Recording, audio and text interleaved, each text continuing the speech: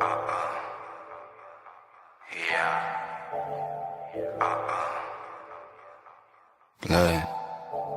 hating on me, don't stop. Only help a real cause. Hood legend on some pocket. Manifested till I'm living lost. Highballing cause the sky falling. I'ma catch a little piece though. I ain't worried about your little no, she easy as a free throw.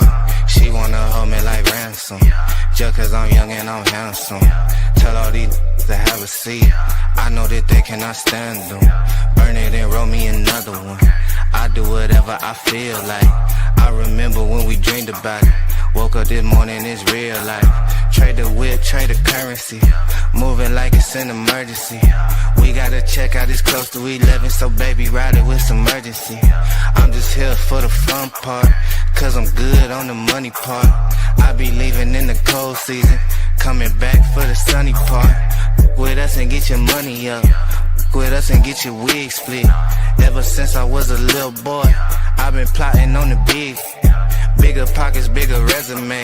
When you keep it, really resonate. If he really want it, never hesitate. If he mad at me, better meditate. You ain't gotta like it, you just gotta live with it. Never gave us nothing.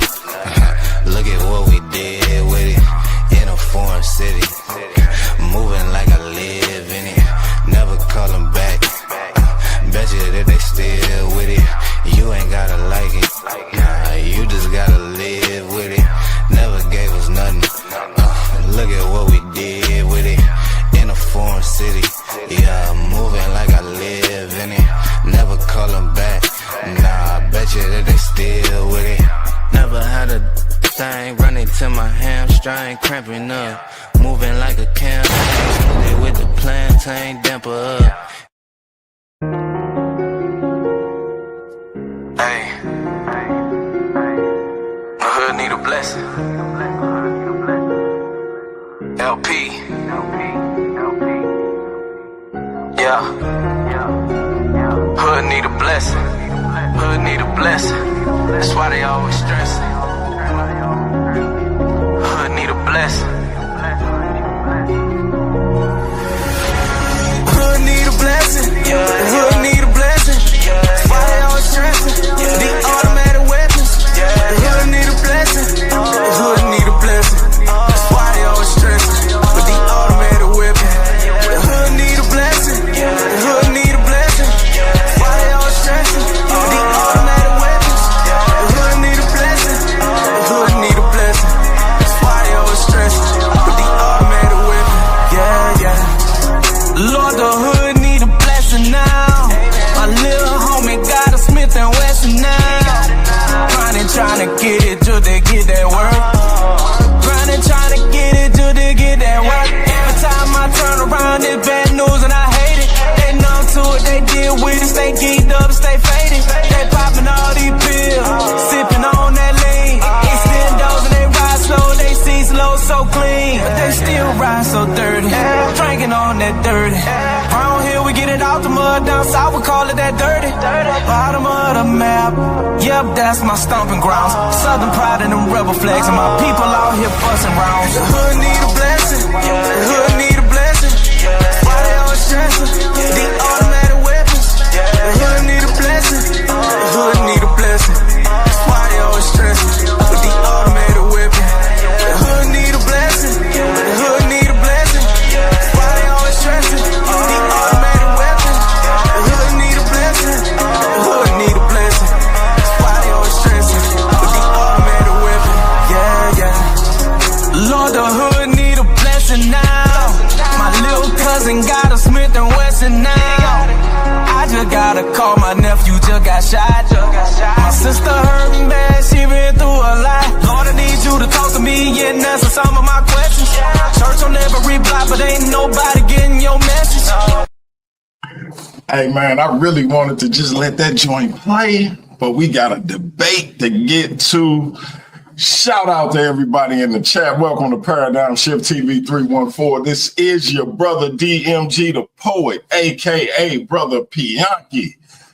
And we got a banger for y'all. Demus, the African Atheists, the undefeated, undisputed versus series world champion, defending the versus series world title against the chief ambassador, LP the Great.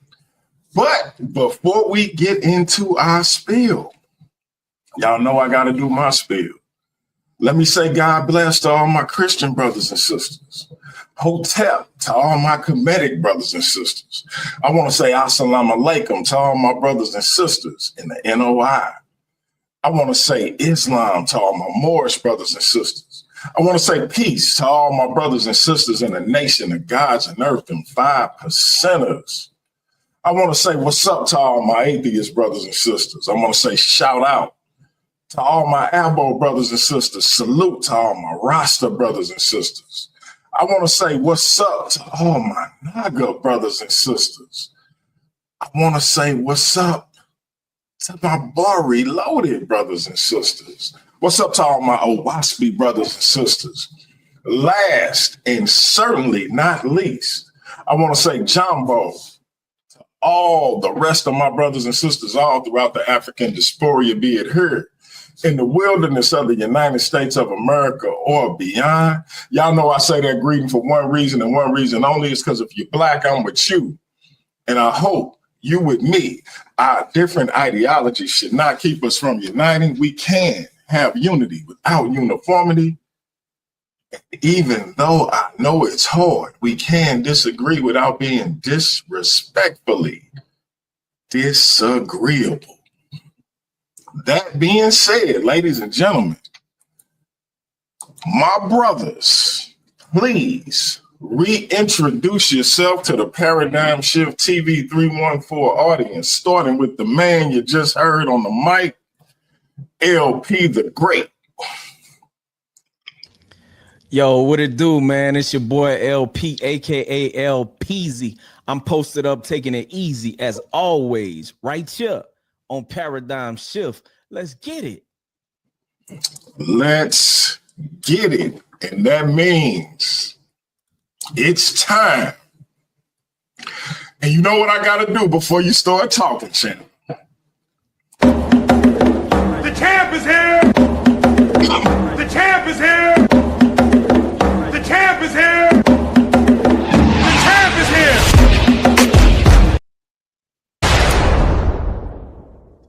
Tell them what it is, champ. Hey, Super Pan Man, wild as a Taliban. You know him, right? Like power in my other hand. We came to do the thing, family. Salute to the panel. Salute to the chat. Salute to everybody, especially the Pan fans and the pantheists out there. Salute. Let's get it. Where them fans at? Yeah. Hey, I just saw my brother, the anonymous Hebrew, in the building. Right quick for that brother. And he reminded me, I forgot to say shalom to my Israelite brothers and sisters. Shout out to the anonymous Hebrew. Can't wait to have you in this Versus series, bro. And just so y'all know, the Versus series is still live in 2025. Shout out to everybody who put them initials in the chat, DMG. I appreciate y'all, and y'all get a for y'all efforts, Mike Quick.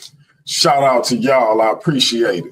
So y'all know what it is, man. Demus, the Pan-African Atheist, is defending the Versus series undisputed world title tonight against LP the Great. The topic at hand is, does belief in a higher power strengthen or weaken collective Black identity? That being said, the brothers decided that LP was going to go first. He has a 3-minute opening. We do have 2 15-minute rounds each. Each of these brothers will have a 3-minute opening, 2 15-minute rounds each. This is for the championship, so we've revamped that. Standard debates will be 10 minutes. Title debates will be 15 minutes. And then, of course, we have everybody's favorite part of the Versus series. We have a 10-minute time period where each of these individuals will question their opponent for 10 minutes and try to get as many questions answered as they possibly can during that 10-minute time frame. We call it the chin check session. That being said, LP is going first. Brother, your 3 minutes will start when you start. Well, first, hold on, let me see. Check 1 2. Can you hear me? Loud and clear. All right. Well, first of all, man, I just want to say shouts out to everybody in the chat. Shouts out to everybody that's watching this debate. Listen, put your seat belts on and lean your seat back. We finna get it in, and y'all finna get some amazing information. Some of y'all might mess around and get saved tonight. You dig? I mean, I'm just calling it what it is. You feel me? But other than that, and in case you're wondering, saved from what? The word saved means preserved. So you're going to mess around and get preserved tonight. Real talk.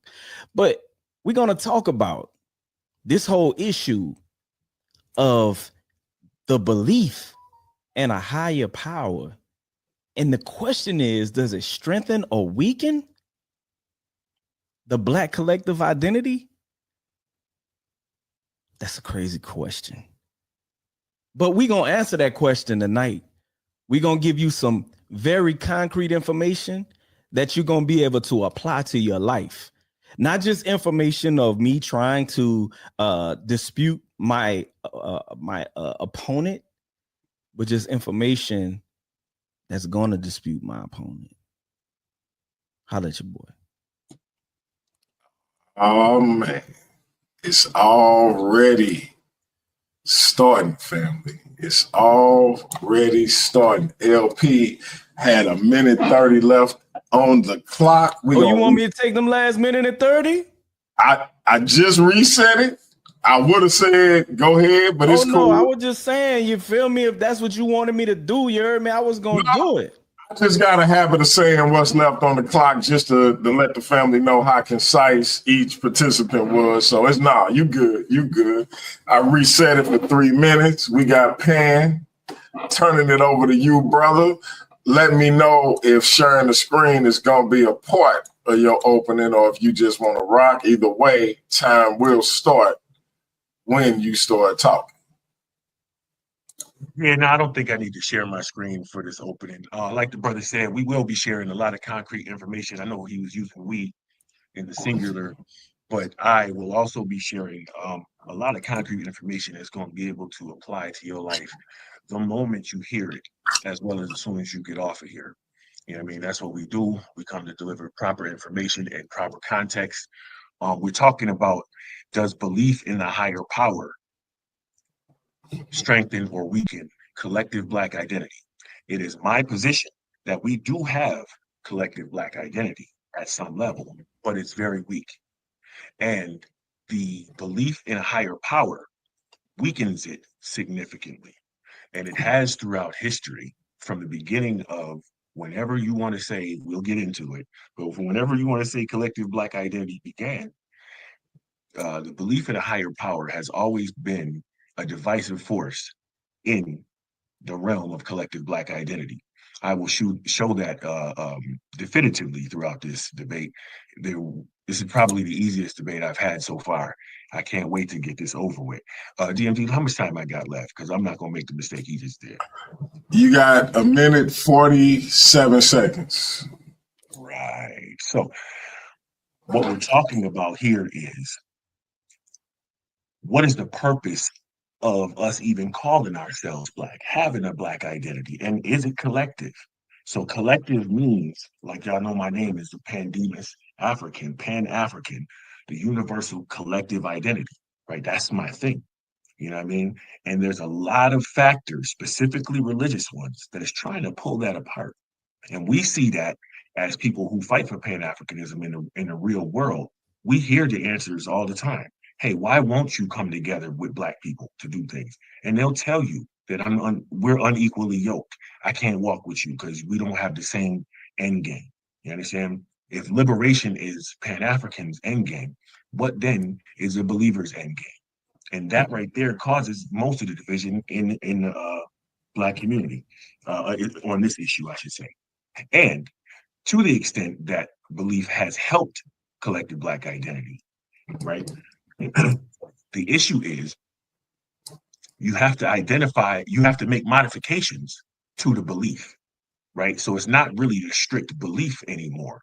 It's a modification to the belief to allow uh, working with other people from other belief systems, right? So without the modification, absolutely, belief in a higher power weakens the collective Black identity.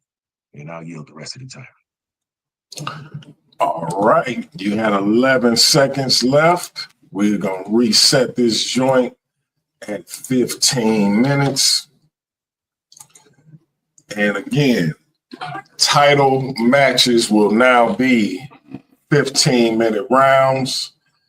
And we decided that LP the Great would be going first. LP, let me know if you want me to share your screen, and the time will start when you start. Let me know what you want to do, bro. Yes, sir. Go ahead and share my screen. All right. Once again, I know we did it off the screen, but move your screen for me and then just move it right back to the title screen. Absolutely, absolutely. So tonight we're going to be talking about the power of faith in Black identity. Notice I said power, because this is an issue that we have to pay attention to, because consistently people, human beings, period, are constantly looking, searching, trying to take power. But because of what we've been able to accomplish, because of what we've been able to endure, because of what we have been able to function in, it's very, very, very obvious that we have a lot of power. This presentation explores how belief in a higher power strengthens collective Black identity, providing hope. Everybody say hope. Providing resilience. Everybody say resilience. Direction and a strong sense of self. Those things are very important, very vital, and we're going to learn a little bit about it. So we have to understand, first of all, what is collective identity? Collective identity in social studies, collective identity refers to a shared sense of belonging and a we-ness that individuals experience within a group based on shared values, beliefs, experiences, and often a history or culture. It's how people define themselves in relation to others and the outside world, influenced by social factors like group membership. The concept is crucial for understanding community development and formation of social movements. Now, once we understand these things, we, just to highlight it, it gives us a sense of we-ness that connects individuals within a group. You have to understand that issue of we-ness. We have been able to experience this. If you went to a PWI, or if you went to a high school that was mixed, so to speak, a mixed population, you understand that concept of we-ness. If you was in high school and you went to a mixed high school, everybody was going to find themselves at that corner table on the side of the cafeteria, because we was able to find we-ness among each other based on our cultural aspect. And we was able to have community within the confines of an area in which who we were, a lot of times was not accepted. But we was able to find that we-ness among ourselves based off of the collective identity that we have. And we're talking about common values, shared beliefs, and goals that define the group.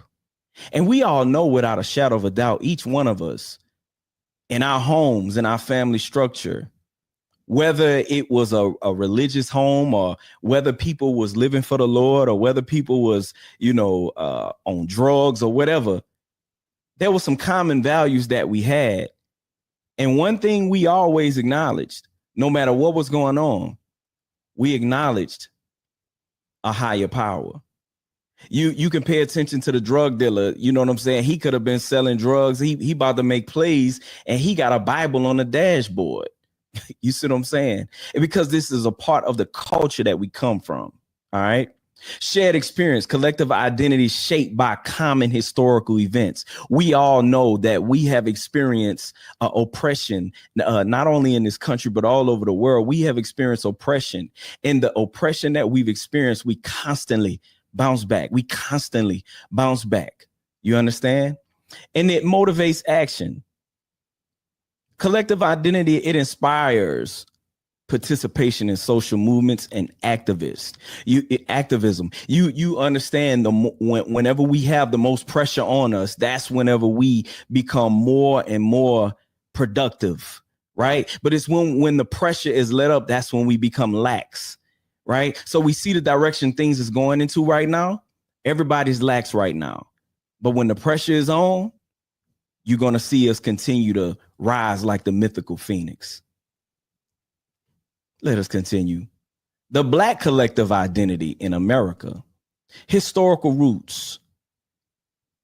The historical roots have been shaped by struggle from Jim Crow, civil rights, and social justice. This is what our collective identity in America has been based off of. And as I said earlier, the more pressure you add to us, we constantly get back up and we become greater based off of our belief in a higher power. Movement influence. Black power and civil rights movements emphasize pride and unity.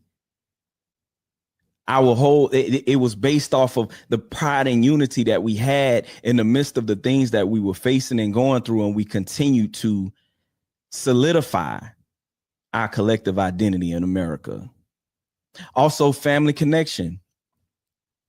Many learn about ancestors and history from family members. Some of you keep attempting to go back to ancient Kemet, and you're trying to go back to Egypt, and you're trying to find ancestry from all of these ancient areas and ancient places, and you keep skipping over the amazing, phenomenal individuals in our community that have done some tremendous things. And one of the reasons why is because you're not in community, you're not spending time with your elders, you're not learning your history of your people. You understand? You may have allowed some of the negative things that you may have experienced in your family structure to cause you to deviate away from the family structure. But if you pay attention and you learn and you trace back, you will find out that your great grandfather or maybe even an uncle of yours did some tremendous things in this country.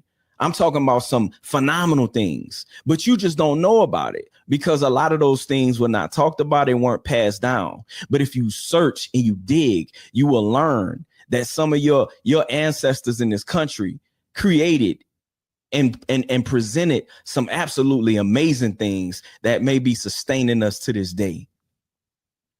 Modern organizations continued advocating for dignity and empowerment today. There's modern organizations that I've gotten the opportunity to be a part of who are doing some tremendous things. And guess what? Many of those organizations, they don't believe the way I believe. Some of them don't even believe in God. Some of them, you feel me, they believe in Kemet. Some of them are Hebrew Israelites. Some of them are come from, different, all type of different backgrounds. And all of us are working together, right? Working together for a greater good. And then a lot of times in those situations, whenever we are in certain circumstances, sometimes even the people that don't believe will lean on me and say, LP, why don't you say a prayer for us? You want to know why? Because that's a part of our Black collective identity in America. Let us continue. We can even look over in South Africa.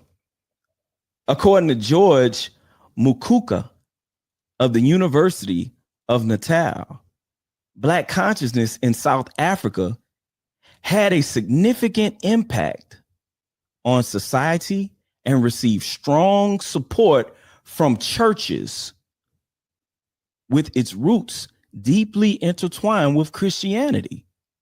A pivotal moment was 1966, the Anglican Church meeting led by Archbishop Robert Selby Taylor, which ultimately led to the creation of the University Christian Movement. The UCM, Makuka argues, became a crucial vehicle for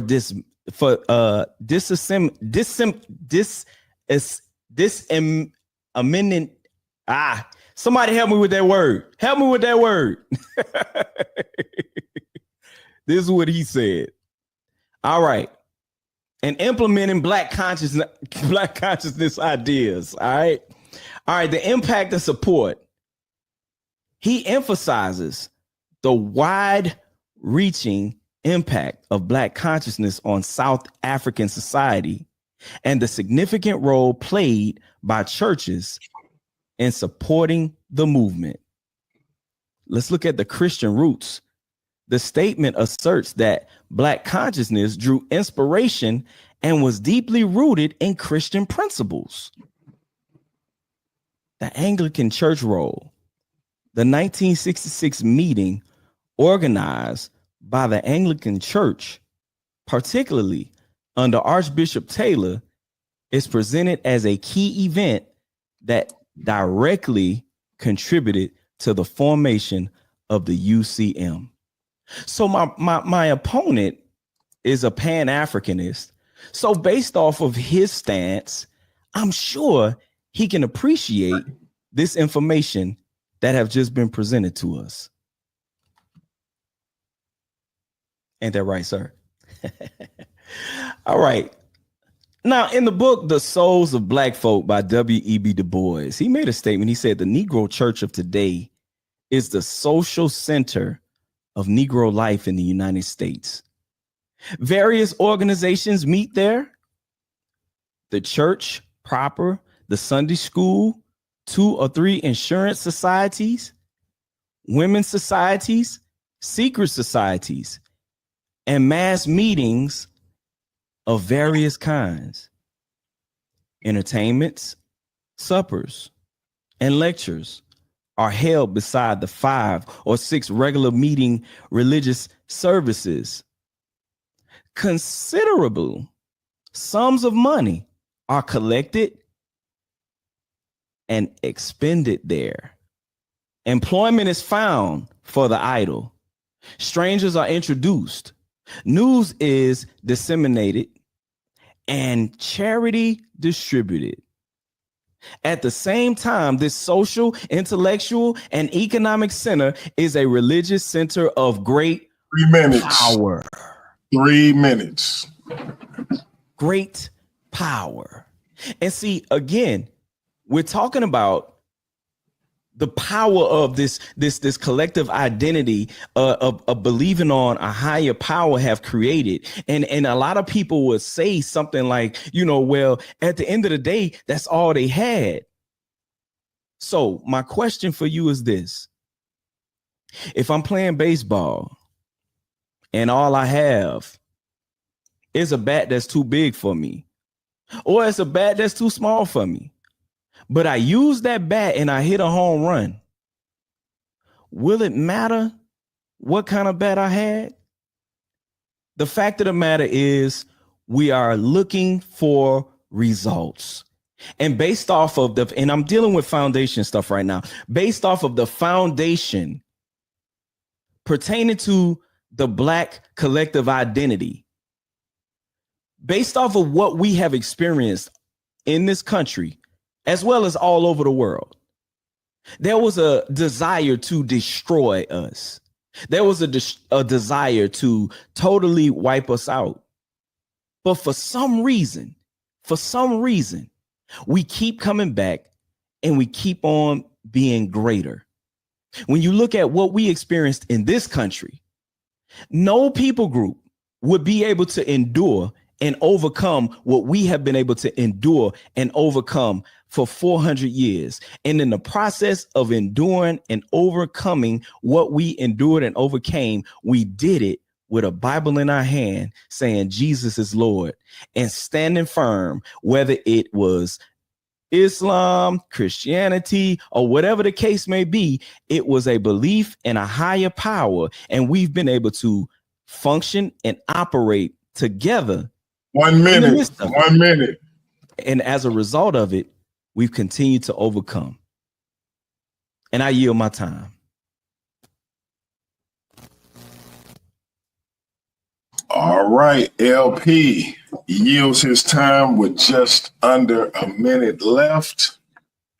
We are going to reset for 15 minutes and turn it over to the Demus. I meant to say the Pan-African atheist, but I said the man name. To Demus, the Pan-African atheist, my brother. The time is reset for 15 minutes. Time will start when you start. LP put on a hell of a first round, brother. Let's see what you got up your sleeve. Can you hear me? Loud and clear. And can you see me? Let me exit the full screen and pull LP's slide down. And let me share yours. Get the full screen going on. All right. We ready to go? Oh my Lord. You want me to start your time? What Okay, yeah, you ready? I just want to make sure we was moving. That's all. We good? Yeah, I'm ready. I'm ready, bro. Okay, like I said in the beginning, we do have a collective Black identity. That's already established. Now, I feel like it's very, very weak. Okay, and it should be strong, right? And I believe that the belief in higher power has been weakening it the whole time. And let's get into it. Beliefs and discernment. When you have a belief in a belief system, i.e., religion or whatever other words you want to try and use to identify that type of thing, when you hold that belief, you generally have the understanding that there's some sort of discernment to know that you're correct. All right, everybody understands that. Here are some sources from the Bible, the Quran, the Torah, the Hindu Upanishads, the Buddhist texts, and the Sikh texts, okay, that show that discernment comes through belief if you hold a belief. All right. Now, Malcolm X the Great told us we need to keep religion at home. Why did he say to keep it in the closet? Because if we bring up religion, we'll be in an argument. The best way to keep away from arguments and differences, as I said earlier, is put your religion at home, in the closet, right?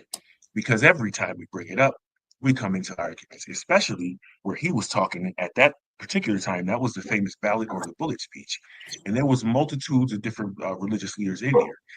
He has to let folks know, let's not bring that up right now. We got race things to deal with because it had to be brought up because it was an issue. Check. Now, in law, there's this thing called the but-for test, right? As far as this is concerned, but for the belief in a higher power, our collective Black identity would be stronger. Check. Moving forward. Why do insects go in circles? There's this thing called ant death spirals, right? Now, it's related to the fragmentation of the Black identity, right?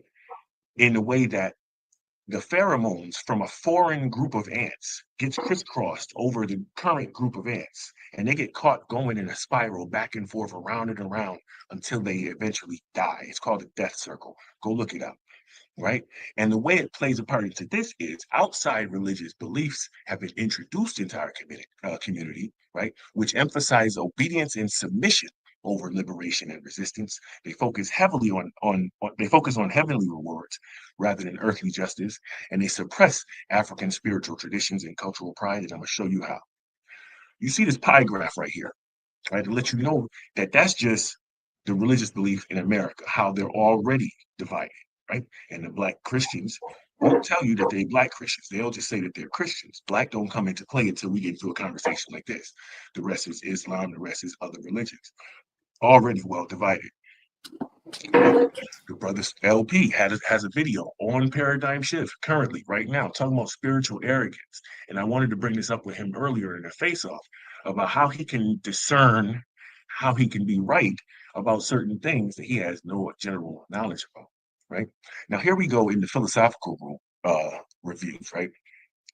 Talking about brother Shelby, I can't remember his name, Tommy Shelby, right? He's talking about we who are dark. He doesn't even think we have collective black identity. And a collective black identity, a call for a collective black identity is doomed to fail, right?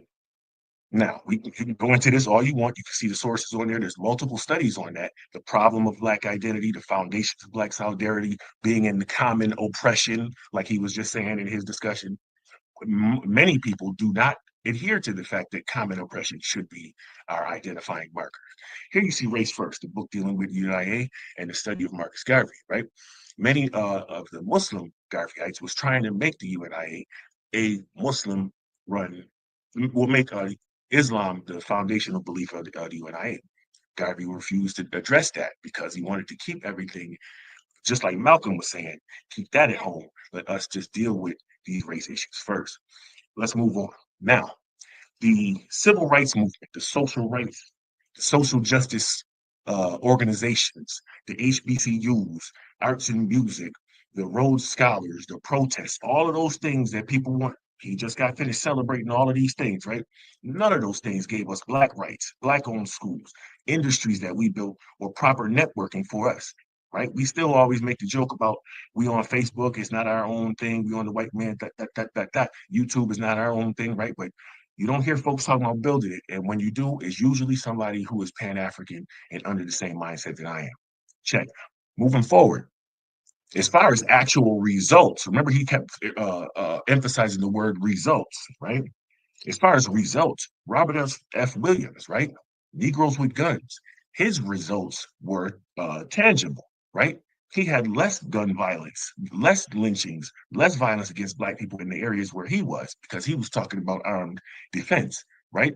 And he had inspired Martin Luther King to acknowledge that when a Negro uses force in self-defense, he does not forfeit support, right? Why is that relevant? Because Martin Luther King also said he feared he is integrating his people into a burning house. He said that after he almost got Robert S. Williams and his wife killed. That's a different story, but we can talk about that later, right? You see at the top the role of Black Christian belief in the civil rights movement, right? Understand that, yes, we all understand that it was a whole lot of reverends and ministers behind the civil rights movement. But what did Dr. John Henry Clark say? Marching was a strategy, meaning the protests and all of those things we just got finished talking about, right? That's showbiz liberation, making a whole new way of life out of the artificiality of imitating our oppressors, right? Showbiz liberation, not building, not conducting our own networks, not having our own ownership, always looking for white saviors. And here we go again. Malcolm exposed it again. The Big Six, the entire civil rights movement foundation was shattered when this came out, and they was exposing how there was white leadership behind the so-called Black civil rights movement, right? Right, we know that. And once they formed it with the white man over it, he promised them and gave them $800,000. And they still had to redo the Million Man March because they did not get the things that we supposedly had got for that was still in jeopardy, right? Boom, moving forward. We've been marching for 150 years and still haven't moved an inch. Dr. Claude Anderson, none of y'all better not argue with him, right? And he let us know there's no power in civil rights. There's no power in social integration. Both of these things are what? Weakening processes. Weakening to what? The collective Black identity. As you pour water into gasoline, it doesn't make it any stronger, it makes it weaker. Go check out Powernomics for the actual plan that you can apply to your life today. Check. Moving forward, FBI ranks Black identity. Listen, Black identity extremists. We ain't got to read all this. I am what they trying to say is a Black identity extremist because we trying to identify purely with our race and not with these different belief systems that they be trying to push on us all the time. And you see it in politics and in religion, etc. So we take that little green dot and we add it to the wall, and we notice the crack that is formed right there. Moving forward, atheism. How the lack of belief receives ostracism in the Black community. See, because me being a Black atheist caused you to come to my page and be divisive with me. Yeah, that's you personally, Mr. Man. Check. Now, here you go, Sister Mandisa. She talks about an experience she had where she was just standing there being a Black atheist, and a Black lady came up talking about how dare she identify as a Black atheist in front of white devils. Ostracism, publicly, loudly. And here goes another quote: Black churches taught us to forgive white people and learn to shame ourselves. Whoa, come on. This is why a lot of us is atheists. Not necessarily all of us, but a lot of us. And then you see, if you want to go to Africa, let's go to Africa. Let's go to Nigeria. You see here, an atheist in northern Nigeria was arrested. Then the attacks against the other atheists worsened. Atheists in Nigeria attacked, arrested, killed. Who's doing that? Believers, Black believers, African believers. Check. They believe in Islam in these particular instances. Check. Man, if killing somebody don't divide the community, I don't know what the hell will. Boom. Let's go to jail since we're talking about killing. 2% less than 0.2% of all inmates. This means that atheists in prison are even more of a minority than they are on the outside. Why is that relevant? Well, because we're talking about industries, right? Industrial belief and the industries that are set up to perpetuate belief, right? So let's check it out. How about the music industry? Starting off with gospel music. One of my favorite songs back when I was a believer was something about the name Jesus, right? And if you look at the live performance of the Rance Allen project, right, you hear Frankie come out there and say, we're living in a day and time where people want to say God, but nobody wants to say the name Jesus. We don't want to offend the Muslims. We don't want to offend the Jews. But there will come a time when every Muslim, every Buddhist, every Jew will have to get down on their knees and confess that the name of Jesus. Boom. Now, if you don't think that that's disrespectful to people who believe other things than you, and if that's going to see, the problem is the secret animosity that believers have for non-believers. Okay. And the secret animosity, you believe that in some way you're better than someone who believes different than you because you're going to be saved in the last days. Mm-hmm. All you got, anyways. Moving along. Here we go. Who else is in jail? Right? All of the gang members in jail, the majority of them believe in something. And you can see the evidence of that because they've asked them, there's studies on how much they do believe in higher powers, yet still are able to justify killing each other in the street. Okay, I mean, there's studies on this. We can go look it up. Make sure you see the links in these articles. Okay, findings indicate that gang members do report being religious. Seemingly, oppositional affiliations can overlap with religious life, influencing some forms of behavior. Right, and over here you see, is it really distorted? How different is it from a businessman lighting a candle for a successful deal, or from a soldier saying a prayer before going to war? Hello. See, when you get in, and when you get inside of the religious beliefs of some of these people and some of the things that they talk about in their music, hello, they're admitting that yes, they not only do they believe in a higher power, their higher power guides them in their gang activities. Hello, yes, enter the 5%. How Wu Clan debut brought in the 5% nation. Hello, and we know that rap beef causes the beef between the musical artists caused beef between the fans. Hello. We see that rap rhyme prison time, how prosecutors use rap evidence as gang cases. And we know that those people hold beliefs in the higher power, yet they don't have a problem killing black people in the streets. We talk about it all the time.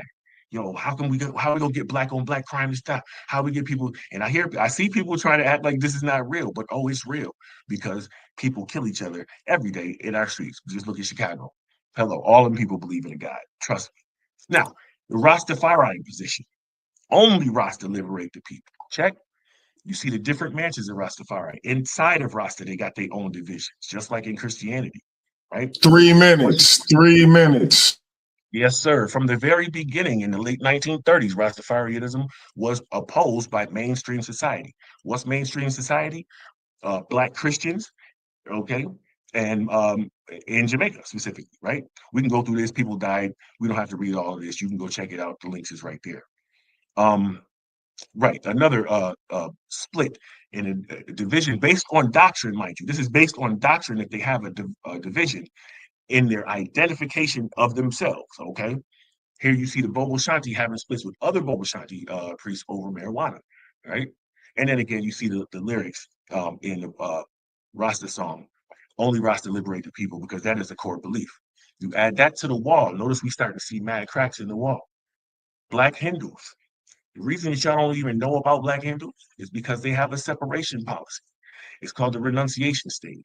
It involves leaving family and social life. So once they decided they become a Muslim, they no longer Black because they've left their family and social ties.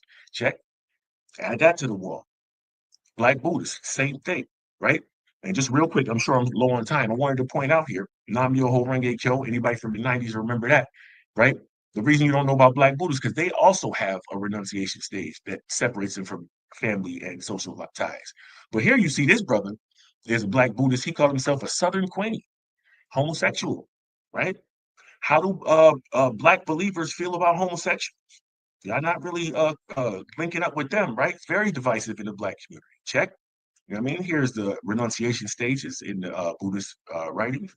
Add those to the wall. You see, we starting to see a lot of cracks in the wall, and we ain't even get to Christianity yet. I mean, we here. How much time you got left? You got 1 minute, 3 seconds. 1 minute, 3 seconds. Yeah. So, all right. Let's. It don't matter. So Christianity versus traditional African beliefs. Now he said something about Kemet. He said something about going back to Egypt. He was stuck in Egypt and Kemet because he don't really know nothing about the rest of the African beliefs, right? There's a reason for that. As a matter of fact, I'm not going to go into the slides. I'm just going to talk this one out. But the reason people are stuck on Kemet in Egypt is because that's the first explosion that Black folks had in this little cultural awakening thing. You know what I'm saying? So that's what a lot of folks was talking about. But the reality of it is Africa is very diverse. And we collectively have a lot of different beliefs that do not mesh together. All right. But no matter what, the one thing we do know is when they met Christianity, Christianity was violently against each one of them. And I'm gonna be able to show that in the next round. So I'm gonna let Homeboy pick his beard up off the ground, see if he can get it together and try and say something in this next round that's gonna try and show how all of that division is. That is time. That is time. Shit like that. Shit like that. Man.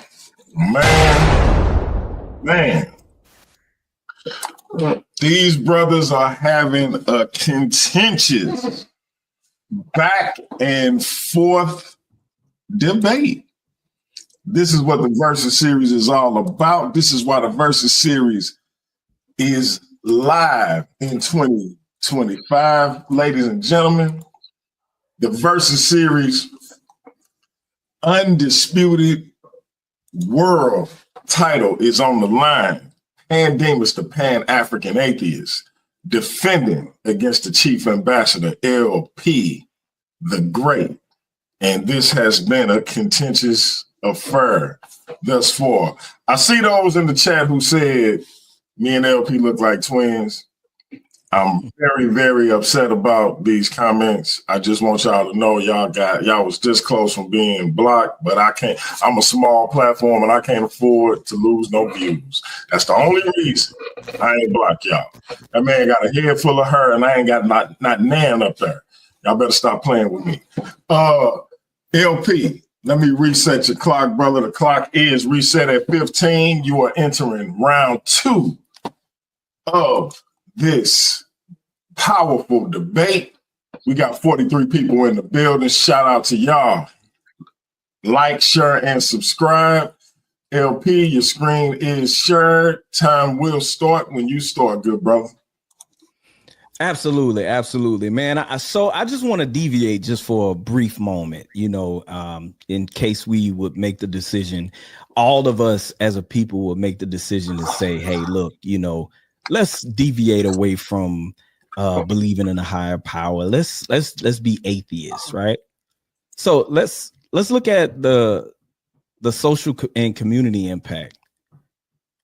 Reduce social capital and community engagement. Reduced. All right. Studies suggest that atheists might have smaller social networks and lower participation in civic activities compared to religious individuals, potentially due to a lack of religious community ties. So what I'm coming to realize is that they refuse to connect with people because they believe in a higher power. This sounds very familiar. Very familiar. Being that I'm a very I'm very loud and out there with my beliefs and things of that nature. I've made myself a target for a lot of people. And so I've had people to attack me verbally, on social media, even in real life. You know what I'm saying? Because of my belief, not because I talked about their mama, not because I slapped them or took their money, but simply because I believe in a higher power, right? And so what we're seeing here is that they have a reduced social capital and community engagement, and it's all due to their lack of religious community ties. So because the people believe in a higher power, you don't want to associate with them. Now, at the same time, because a lot of quote unquote atheists know this, I know of a lot of different atheists, I put quotes, who they actually work with church organizations and they do stuff with the church, and they will lie and say that they believe in God and act as they're a Christian, quote unquote, but then get on social media and lie and say they're atheists. You want to know why they do that? Because it's C-A-P, cap. All right, let's look at social isolation and discrimination. Atheists may experience social stigma and discrimination in predominantly religious societies, leading to feelings of isolation and loneliness. This can be especially pronounced for atheists raised in strongly religious families or communities. Now, let's see why this could be a thing. What I've realized is that those who are quote unquote deconstructing, I'm trying to understand why they can't just deconstruct and just not believe. Why in your deconstruction process, you have to attack people that believe. And so in the process of you attacking people who believe, gaslighting people who believe, trying to make people look stupid because they believe, you are causing yourself to be in isolation. That is a very, very divisive and dangerous thing to do. However, they feel that it's their duty to do it. I'm finna talk about everybody. I'm finna dog everybody out. I'm finna tell everybody how stupid they is they for believing. And then I'm gonna go over here on the side and be mad that don't nobody want to deal with me. Come on, make it make sense. All right. Difficulties finding community. Atheists may find it challenging to find social groups or communities that align with their values and beliefs, potentially leading to a sense of isolation. Man. So with this lack of community, with this toxic behavior, and with the refusal to connect simply because people believe, why would we galvanize and organize our people to participate in this? Make it make sense. Let's go. Let's continue on. All right. So this is the Birmingham Civil Rights Institute in Birmingham, Alabama, the great state of Alabama. And, we have a really nice, over in Kelly Ingram Park. This is the area, when they were doing the protesting and things of that nature. And as you see them brothers right there, the very powerful ministers that was a part of this movement, you know what I'm saying? They stayed on their square. They stayed solid.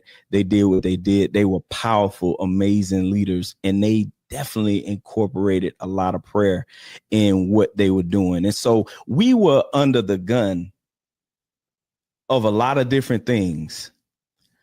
But belief in a higher power has played a significant role in shaping Black collective identity in America. Spirituality and faith has historically been sources of strength, resilience, and unity within Black communities, particularly in the face of systemic oppression. Now, in the face of systemic oppression, how much sense would it make for me to be looking at my other brother and talking to them about, Moses didn't exist, right? You know, Jeremiah didn't exist. Come on, man. You get what I'm saying? But see, when we got our brothers operating and functioning like that, the more vocal ones, that's what they got going on. But our collective identity has been going to our faith in a higher power. And it has historically been a source for strength, resilience, and unity within the Black community. Because, we are the salt of the earth. Ain't no doubt about it. We are the salt of the earth. And in inclement weather, salt binds close together. I'm gonna say this again. In inclement weather, salt binds close together. So this is the reason why every time we go into overwhelming pressure situations, we bind together, and we bind together under the umbrella of our faith and our belief. This is an image of this brother, one of the students of the great Miles College, historically, HBCU, privately owned HBCU, owned and funded by Black people, historically. And during this time, they instructed the students to go downtown in the midst of this protest. And they experienced these things. They were bitten by dogs. They were hit with fire hoses. It was awful. Even the bombing in this beautiful church over here, in this beautiful statue that was erected in honor of these young ladies who were unalived in that bombing that took place. In the midst of these things, we continue to hold dear to our faith in God, right? And with us continuing to hold dear to our faith in God, we was able to continue to move forward and continue to stand firm, because no other people group will be able to withstand what we have been able to withstand. Brother Professor James Small, he made a very profound statement. He said the Black church, for most of its existence, was a revolutionary instrument and a savior of Black people. I want to read that again. The Black church, for most of its existence, was a revolutionary instrument and a savior of Black people. And whenever we read that and we see that, you have to observe from a historical standpoint. This is so true. This is so true. And this is what have been able to give us the ability to continue through what we have seen and experienced. And this is the reason why this brother made the statement that he made. And I'm sure people are asking the question right now, well, what about now? What happened? I'll tell you what happened. In the Black community, particularly within the Black church, there's been a reoccurring failure to plan for leadership succession. Many influential leaders did not prepare others to carry on their mission, causing their organizations to weaken or die with them. This pattern of leaders hold on to power until death has become a harmful norm that continues to undermine lasting progress.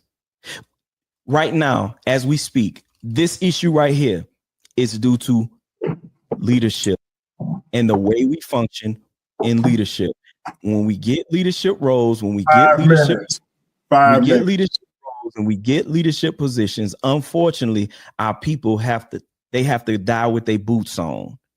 And that's a very unfortunate mentality that was exemplified to us, in so many different organizations and groups, as well as churches. And so these thriving churches, leaders, things of that nature, unfortunately, many of them fail to prepare successors.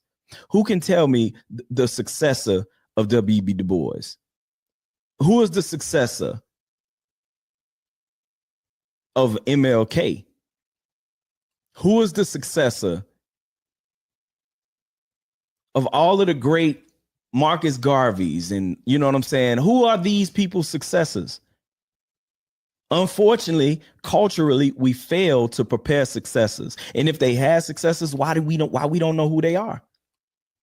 Because you should be right now, for those of you right now, you have any type of leadership position, you got any type of knowledge, you got any type of information, wisdom, anything, you should be preparing somebody to be able to do what you do and take it to another level. Unfortunately, that's not being done. However, the spirituality and the black identity, community cornerstone, the Black church has been central to community building and activism. Collective healing. Faith provides space for healing and social support. Purpose and struggle. The belief that challenges are a part of a larger divine purpose. Many people, they wrestle with that idea because they believe the idea that if I believe in God, why am I going through stuff? Why did these bad things happen to me? Why didn't God fix this? However, I want you to take those very children that you have, and if you eliminate all pressure from them, you keep them from experiencing any type of struggle, how are they going to grow and develop in life? This is an issue that we have to understand. Pressure causes us to develop. And this is the reason why, as a people, we are so powerful to this day, because we have gone through so much pressure. And as a result, we're the most influential group of people in the entire world. So you got to understand, you're not going to be remembered for the things that you did. You're going to be remembered for the things that you endured and the things that you overcame. And as a people, we have endured so much and we constantly overcame. You want to know why? Because we're more than conquerors. So with that being said, you have to understand how spirituality fosters a communal value. 2 minutes. And mutual uplift. See, whenever we going through what we going through, you already know how we get down. Baby, let me pray for you. We gonna pray. We gonna stand on that word. You understand what I'm saying? We gonna speak over it. We gonna do what we do. And we gonna keep moving forward and keep overcoming, because that's what we do, straight up and down, just like that. And for those of you that say you don't believe in a higher power, I don't believe you. But for those of you that say you don't believe in a higher power, it's all good. We still love you. We still rock with you. And my door is always open. You feel me? It's just like always, people like, oh man, forget your Jesus, blah, blah, blah. And then they hit me on my inbox, want me to pray for them. You feel me? So that's a part of it. But look, that's how it is. You know what I'm saying? And that's what shapes our spirituality and our Black identity. And I yield my time. All right, LP yields his time with 59 seconds left on the clock. Let's reset it for 15 minutes. The undisputed, undefeated world champion Demus, the Pan-African atheist, will get set to come up for his second and final round in this part of the debate. Up next is the chin check session, where each participant will get to question their opponent for a 10-minute time period to get in as many questions as they can. We will further explain that when we get to that. Pan, your presentation is up. Time will start when you start, my brother. Real quick, can you hear me? Loud and clear. Sweet. So he brought up the James Small quote. Very nice. You notice he said the Black church. He didn't say the Black temple or the Black mosque. I wonder how the Muslims and the Jews feel about that. Interesting. That's never a concern for the Christian believers. Right. Moving forward, the reason I brought up Malcolm X is because who dares argue with Malcolm X when he was standing there in the middle of the civil rights movement, pointing out the problems with it based on religion. He was standing there in a room right here. You see this, the Ballad of the Bullet speech. He was standing in a room with other religious leaders, telling them to their face. It just so happened to get recorded that y'all gonna have to start leaving this at home because you are. He tried to laugh a little while ago, like, who's gonna do this in the middle of obvious oppression? They was doing it. They was doing it. So Malcolm had to tell him to stop and give him a reason because we have more pressing issues than your silly belief, to be quite honest with you, moving forward. And for the people in the chat that don't understand my presentation, I am saying we do have collective Black identity. But for the belief in higher power, our collective identity will be stronger. Okay? He's talking about atheists persecuting believers. Please, please. I showed this right here to counteract all that nonsense. It's all believers in jail, Christians, Muslims, okay? We not in there, fam. Y'all the ones doing the bad things. He said something about trying to find atheists around the world. Please look at this slide. Make sure you see this slide, okay? This is letting you know the places where you can die by saying that you're an atheist. Do you understand that? I just showed you how the Rastas had to deal with death from Christians, Black Christians. Okay, I just showed you how. You know what? Moving forward, listen. If you come out as an atheist in these countries today, you could lose your life. Okay, and notice they in the African countries, so that's Christianity or Islam that's doing it. The belief in a higher power is not protecting those people, nor your precious Black church. Moving forward, now let's knock this out real quick. This is the sample slide. Now he got a video out dealing with Ephesians 6:5, and I hope to God you dare bring this up in the question and answer now. All right. Now, people always love to talk about how. Can you hear me? Yeah, can you hear me? Yes, sir. I stopped your time at 12 minutes and 39 seconds. I got to step away. It'll be real quick, but just in case something happened where you needed to stop your time, I wanted to let you know. Do you want to keep going? I'm going to be back as quick as possible, or do you want to wait till I get back to continue? I'm saying we can keep going if you think you're going to be back under that time.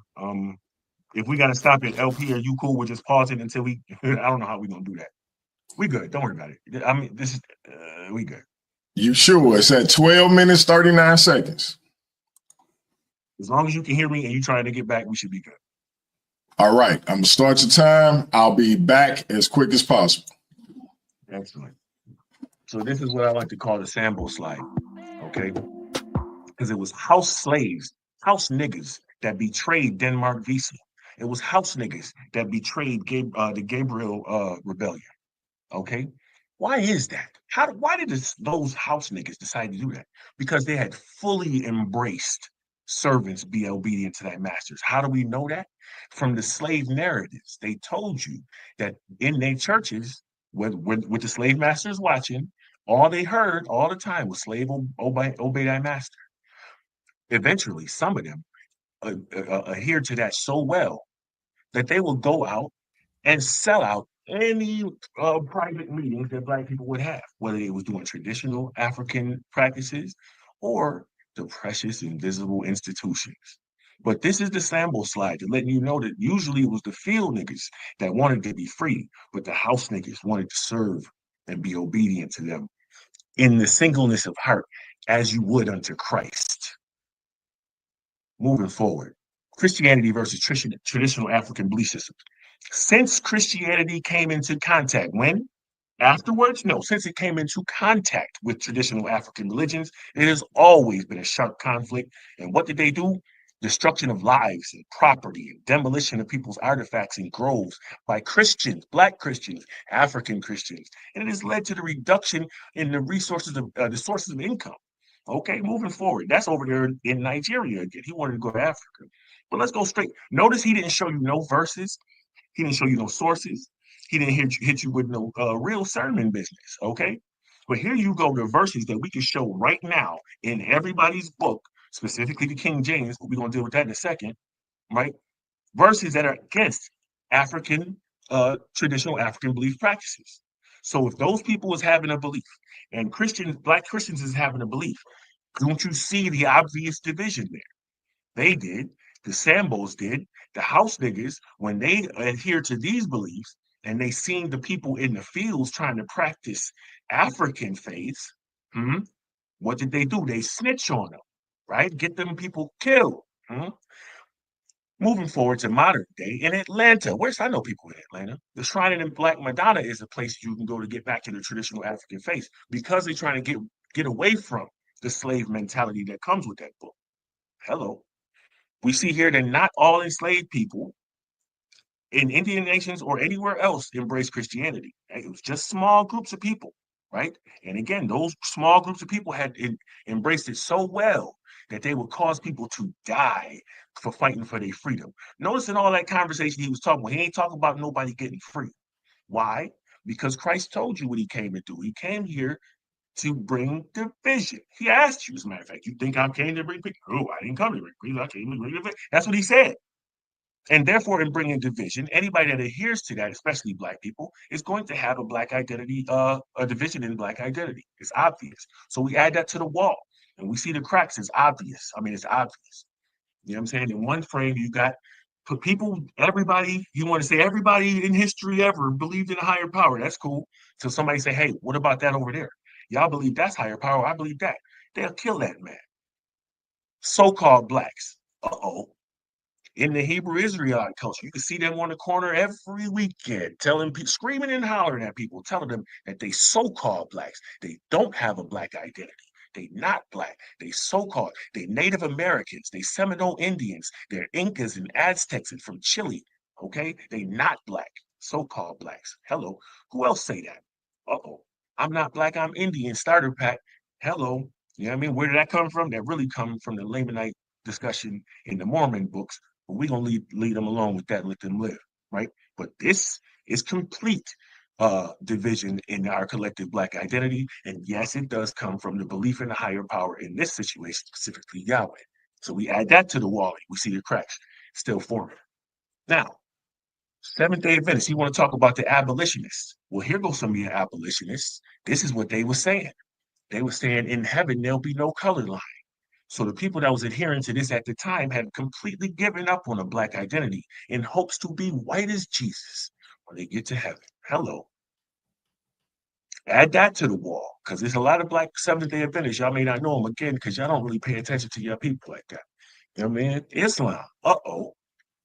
A lot of y'all don't realize that it was a lot of Muslims that came over on the ships. He want to talk about the Black church and the Black church this and Christianity that. Well, what about the Muslims, fam? They had to hide the fact that they was practicing Islam.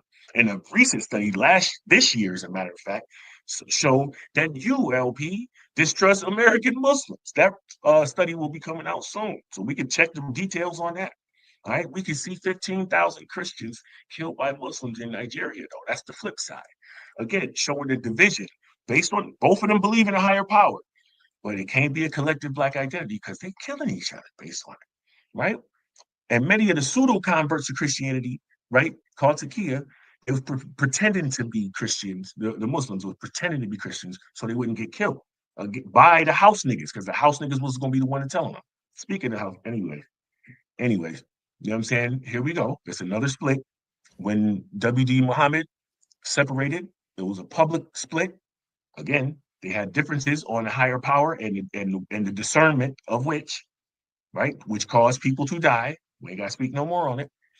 Again, going back to the so-called Black, the more science temple, okay, we was just talking about the 5%ers, right? They call you Asiatic Black man or just the Asiatic of America. As a matter of fact, they say the word Negro is the same as the word Black. It enslaved us, and we got to give it up to liberate ourselves. It's the first time we hear the religion talking about liberation, right? Negro, Black, colored, they're all the same. These are to identify slaves, okay? And Black, according to science, means death. So I can't link with somebody that's talking about. I just can't. I can't do that. And then here you go in the Quran, the verses that back it up. So we add the Muslim things to the wall. You see, that's cracking it up even worse, right? Somebody brought up New Age beliefs one time in this community, and we see the conversation at the division that caused, right? All types of nonsense after that conversation happened. Yes. Good and bad hair. Interesting. Where did that conversation come? That come from the belief in a higher power, belief that the God and the husband and da da da should be covering the woman and the child, boom boom, right? To the point where Apostle Geno Jennings got a thing on dreadlocks out there saying black men shouldn't have dreads. My brother Heru just got into it. Had an issue with the dude mashed potatoes. He tried to advertise black apparel in the group, and because he got dreads, homeboy want to call him all types of names based on the Bible. He was bringing Bible scriptures. Yes. Here you go, Farrakhan, talking about how your hair, your coarse hair, nappy hair, big nose, and big lip is a curse. And he showed it by Bible scripture. Right? Hair, cover the 5 racial minutes. history. 5 minutes. 5 minutes? Is that much time left? Wow, I'm about to kill him. So, you know what I'm saying? The history of discrimination in hair comes from belief in the fact that women is not supposed look, women call women whores for showing their hair, for wearing jewelry. And he got the Bible verse right there to the point where there was a huge debate, argument, and almost a fight between Mr. Vegas, the reggae artist, and Geno Jennings. You should go watch that, please. It's hilarious. He said, cut his microphone, usher him out. It's hilarious. But all of this division, and the brother Heru, I know he in here watching, he remembered the division that happened when he tried to share black unity, and homeboy, based on the Bible, came right at him based on his hair. Here you go. Now let's get back to this here again, right? So many black Christians specifically want to abolish the color line, right? Others want to deal with liberation, right? But the reality of it is, interracial cooperation often undermines black autonomy, right? Wait, I read the wrong line right there. But that is a true statement. You know what I'm saying? But there was never a situation where black people had a racial autonomy, is what these people are saying right here, because they're trying to argue that we never had it and never should because they want to get rid of the color line, which is ridiculous. Here you go, back to Atlanta, talking about Senator Warnock. I love going to Atlanta. I might go there this summer. Anyway, right? He acknowledges the divided mind of the black church right there next to y'all, right? Talking about it. Some of them want to deal with piety and personal salvation instead of a movement to save culture from racism. That's a pure division based on scriptural understanding. Scriptural what? King James was black. We ain't got to deal with this slide. Y'all can come back to this later. Boom, 1619 is where we get here, right? Between then and 1800, black folks wasn't practicing Christianity. We was practicing traditional African religions in secret, Islam if we could, right? The practice of conjure, African traditional practices, right? Now, how you the healing herbs and all that other stuff, right? Keep away from me, hoodoo and witch.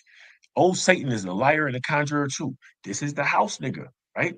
I'm a believer in this here voodoo and hoodoo spirits ain't nothing but the folks out of Christ. That's the house nigga right there. And when he see you, look at the title of the chapter, Death of the Gods. You feel me? Because they had to kill off the African gods in order to let the understanding of the Christian belief come in. So all of that conversation about how to ring dance and all that is part of African spirituality is not. It's just not. You understand? Because you can't worship other gods according to Christianity. So if you're getting possessed by Oshun, you know what I'm saying? You have violated something. If they catch you doing that, you can get lynched for it. And it's going to be a house nigga that turn you in. We can look at this some other time, but the slave Bible left in many passages that talked about setting free the slaves. Now, we talk about division in the black community. All we got to do is look at what we're doing right Minutes. here, fam. 2 minutes. 2 minutes. 2 whole minutes? Oh my God, it will kill him. So all we got to do is look at what's happening right now. Now, this division is not necessarily murder division, it's not fight division, but I definitely have seen a lot of people who claim to have a belief in a higher power and much discernment talk about pulling up on people, showing guns, cussing, screaming, calling women out their name, disrespectful, all types of stuff like that. So not just Sinetter, but I use him because he had the nice little image there. We add him to the wall, and you see, really, our collective identity is completely weak, and it's not where it should be. Now, since I got a couple more seconds here, let me see if I can play this. Let's see. 1 second. Like that. Like that. Can y'all see that? Is it moving?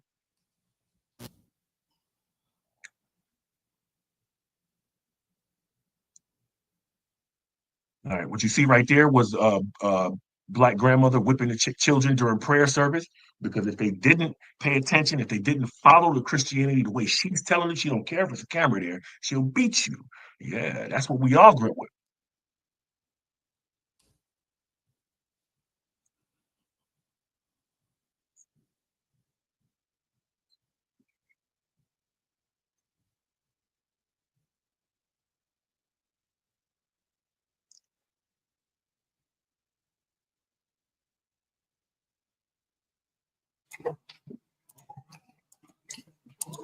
Man, I stopped your time at 43 seconds.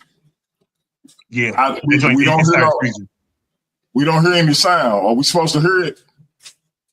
Yeah, that's cool. That's all right. Yeah, don't worry about it. You said 43 seconds? 43 seconds. That's okay. Just start me up. Just tell me to go when you're ready. All right, time starts whenever you're ready. Okay, that video right there was a couple of my RBG brothers out in the street talking to a Hebrew Israelite. He was letting them know by with the sign and verses why he can't link with us because they are unequally yoked.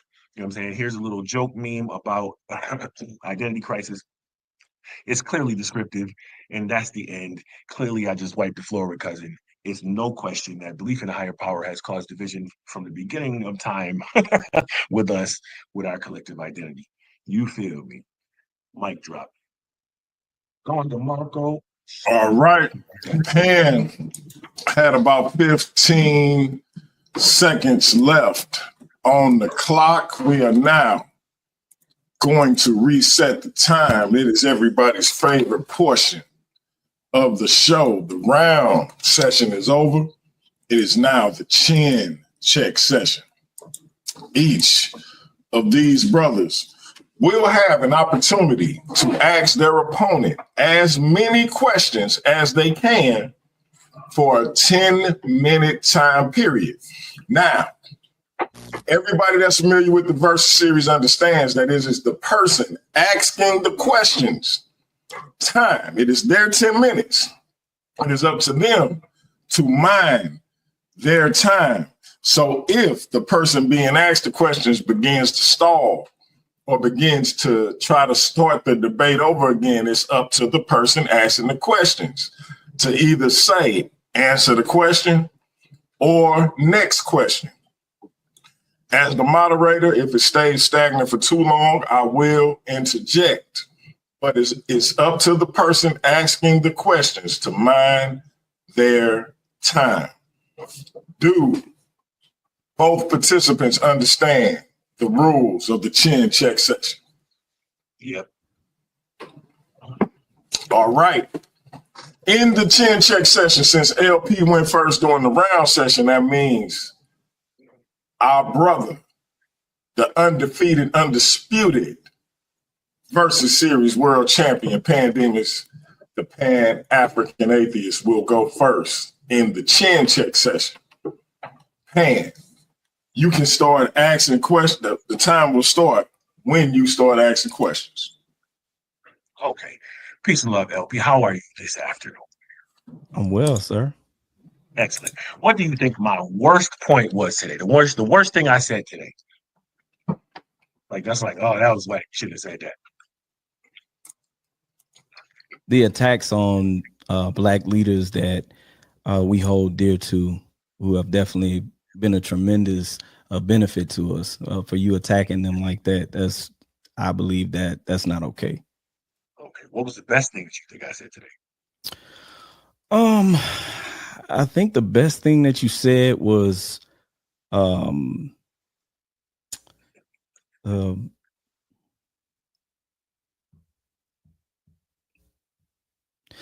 trying to find the meat and potatoes of your message. That's okay. You go ahead and think about that. So this is my issue, right? So when I said division, right, you brought up a lot of Christianity in your conversation today, right? However, yes, Black people believe in a lot of different things, and just like I don't believe in none of those things, right? So what is your response to them? Because, like I said, you have to modify Christianity in some way, right, to separate the wheat from the chaff. Right. It just remember the Kirk Franklin quote I just gave you. You know what I'm saying? Mm-hmm. At the end of days, every knee shall bow. Right? You believe that, right? I do. Right. So that means the Buddhists and the Muslims will have to bow their knees, right? Yes, I do. Right. And so don't you understand that at some level that's a secret contempt that you have for the Black believers of those I faiths? haven't provided any secret contempt, but I don't see that. Well, it's not secret now because you sort of just said it out loud. But I'm saying, yeah, if you believe that they believe incorrectly in their choice of belief system, correct? No, that's their belief. I'm sharing with you my belief. Right, and you believe that you are correct, right? No, that's my belief. That's what I said. It. You believe that you're correct, right? I believe that my belief is my belief. Well, that's redundant. So okay, so we know that your belief is that Jesus is the way, the truth, and the light, and The everybody way, the will truth, and bend the what? knee. The way, the truth, and the light, and And the every knee light. shall bow. Where did I say that at? What do it say, light Paul? I was asking, where did I say that at? Here you go.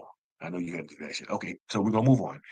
No. So, You so quoting my stuff. issue Where did was you get that now from? you didn't bring one verse through the whole debate, bro. We're I'm not doing saying you verse. quoting stuff. Where did you get that So my from? issue is also one of my first slides was about discernment. Do you believe that people Sir, in you made each a belief quote. I system, need you right? I to need cite your answer my source question. and provide the Okay. Do you quote. Where believe did you that? get that? Do you believe that discernment plays a heavy role in people's choice of belief system? Sir, you made the quote.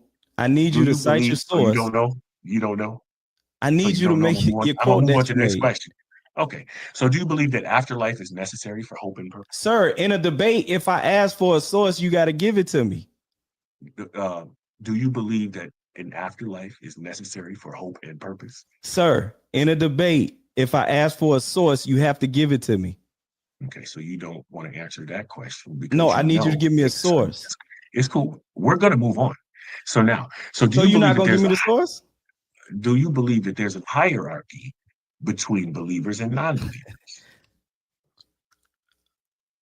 I need the source for the thing that you So you're quoted, not sir. gonna answer. Okay, so throughout this whole debate, I Oh, was able to show all multiple right, belief look, systems. look, look, look. I stopped the time at 6 minutes and 22 seconds. LP, remember, it's pan time. Okay. So I don't. Okay. All right. All right, time restarts at 6 minutes, 22 seconds. Oh, all right. Throughout the debate, I showed several belief systems and a lack of belief, and how those different things, along with ostracism for having those things, and how outward things have caused divisions in the Black community. At what point do you think that you I'm sorry, said but that something haven't against? caused division in the Black community. We rocking So like a people, cutoff stocking. so people getting killed don't bother you at all. No, you talking about you giving statistic of stuff that happened to people outside of our community. No, that's not true. So everything I showed today happened in the Black community. In America? First of all, the title had nothing to do with America, and yes, in America, because I showed America as well as the rest of the world. Yes, I'm very thorough, and I showed sources for each. Bro, I So don't you know don't no have black so you people getting so you ostracized don't have an answer because for they that. are Okay, that's Buddhist or great. because they are That's Muslim. great. That's great. So you wasn't paying attention. So because I definitely showed the slides for it. So that's great. You basically you was here just trying to recruit people to Christianity, which was expected because this is what y'all do. You had an entire time to present a case about how it strengthens, and you really didn't do that. You was just trying to recruit people because you definitely wasn't paying attention to what I was saying. I I showed you was. multiple people. No, I showed you multiple Black Buddhists and multiple Black Hindus, but you didn't see that because you wasn't paying attention. Let me ask you something. So this is perfect next question. Can humility coexist with the belief with one's belief that your religion is the correct path? Can you be Absolutely. humble? How? Look at you right now. You believe that all those people should bow their knee. You was able to sit through a whole debate right now and not pay attention. So you can't have no answers for me right now. Look at your arrogance and lack of humility. Let me ask you something about discernment again. So we got into this again about the question about you saying that I'm not really an atheist. So your discernment gave you that conversation, right? Can you explain that a little bit? How do you figure that I'm not an atheist? Because you're not. Can you explain that, please, for people I who don't don't have know? an explanation. I didn't figure you did, but you said it was about discernment and you able to tell based on something and you stopped. I was really trying to get you to expound on that. You don't Yeah. want to? Okay, so I just showed you how your civil rights movement, all your schools, your white-led Anglican church, your white hero theory is a zero factor. Dr. Claude Anderson came and let you know that none of those things are power and they only have weakened us. So what is your best presentation right now as far as how it's strengthened? Mental health, Mental family. health. Hold on. Mental health and family. Okay, so People what you're who are saying right now religious is have stronger family structures, okay. better You know you mental don't have health. a source for that, right? You know you don't have a source for that. Yes, I Why do. would you It even was say actually in my presentation. I no? thought we I was don't. gonna do 3 rounds, so that's why I say I got a whole bunch of other slides with a whole bunch of sources and information. But Not the dog ate my homework. Come on, bro. Get the fuck out of here. All right. So, anyways, what was my next question? Hold on. Let me just move on. I answered your question about mental health and family. Yeah, that's ridiculous, by the way, because I No, showed you that's how that's we're less factual. atheists are less in jail. So you got more people in jail. So those people are their health, mental health is beautiful compared to the people that's not in jail. Their home and family is beautiful compared to the people that's not in jail. Compared to the people that's not in jail, that's ridiculous, right? Like what you just said was ridiculous, right? Like tell the truth. Bro, I got facts and statistics. But I just showed you facts and statistics that counteracted that. No, I you showed you haven't. I showed you multiple slides on that. Yeah. So you really wasn't paying attention. You was worthless here today. It's great. How much time I got left, GMG? According to the Oh, Buckner 2 minutes. International, 2 minutes. strong families are more likely to provide a safe and nurturing environment for children, reducing the risk Yeah, of we know a neglect. strong family will do that, bro. What you trying to say right now, the arrogance in what you're saying right now, you talking to an atheist who has a strong family. Like, so what you suggesting is at some level, like this is what I'm saying. That's the division that we talking about. Your The immediate statistics are arrogance just to go saying that right, religious and I'm people standing right here in front of have more bro. I'm standing happiness, right. That's have beautiful, more except for the fact, stability, have except for the more fact of that social support, what you and talking have about right better now is marital satisfaction. okay. So you That's talking to that's me. facts. Okay, you talking to me, an atheist who's married and has a happy family. So But now, you're since not an we talking about me atheist. and you, and you can't prove that, so you're just talking in circles. Again, a worthless preacher tactic, and this is why people stop fucking with belief because of things that you're doing right now. Absolutely, I Hey, mean, watch your mouth, absolutely, bro. I absolutely will not. So what I'm saying is talking in circles and not answering. Look at how you not answering a direct question. I You answered didn't your bring us. question. No, you didn't. Moving forward, we're not I gonna get gave into you you the back and forth fact with and the you. We're not statistic of going what back I and forth. said Yeah, about we're not back and forth happiness, with you. So what do stability, you think about the house social niggas in support, and what do you think marital about my Sam satisfaction. what do you think about the Sambo slide? Ephesians 6:5. Since you Mhm. like to give work on videos with nobody talking to you, I'm here for a minute and 30 seconds left. What did you think about the Sambo slide and how house niggas is responsible for undermining every single black movement in the history of black movements? That Every had one of them. nothing to do with people obeying the It's scriptures. exactly what they did. They even said it, as a matter of fact. They said it out their own mouth that we're gonna obey our masters. Yeah, What that's what they where did. did that The show me that? Where Sambos did that's that. at? I showed you that. See, No, there's you a didn't. You testimony. just quoted a scripture and you Gabriel, don't pay said that. attention. Pay attention. Gabriel's rebellion and Demar Vesey's trial, all of and Nat Turner's trial, even all of that That stuff was is due very to the well documented. manumission thing that was put together. All of those things were very well documented. Why do you think they would have put them together a manumission thing, Goofy? It had nothing to Yeah, do with the because Bible or slaves need following religion. sure it did. No, it Slaves didn't. obey. Sure it do. As a matter of fact, you just got finished on another post talking about how the United States government system is based on the Bible. Now, because you don't talking in circles, now all of a sudden you don't know what's happening when I'm talking about this. Bro, Of you course you grasping do. for straws on this one, dude. Come No, on. I'm not. Ephesians 6:5 is right there in front of your Bro, face. so the slaves was sitting Obey there your reading earthly. Ephesians 6:5 and said, dude, man, let's study this word. Yes. Come on. You didn't read the slave narrative? That's all that they was talking about. That is Is time. that is time. All right, we're gonna reset the time for 10 minutes. LP, when you start asking questions, your time will start. Mr. Pan, what was the dopest aspect of your presentation that presented us with the idea that not believing is going to strengthen the Black collective identity? That wasn't part of the debate.